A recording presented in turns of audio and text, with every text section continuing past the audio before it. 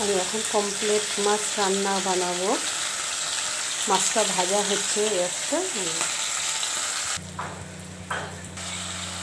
দেখুন কি সুন্দর রং হয়েছে।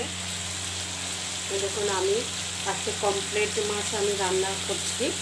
এবার দেখুন মশলাটা ভালো করে কষে গেছে। এবার মাছটাকে দিয়ে দেবো।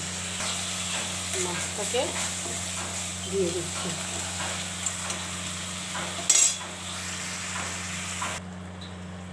এবার গরম মশলাটা দিয়ে দিচ্ছি। গরম মশলাটা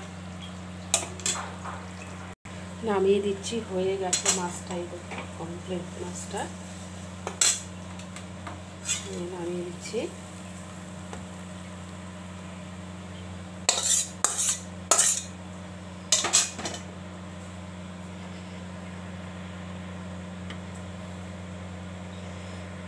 দেখুন হয়ে গেছে।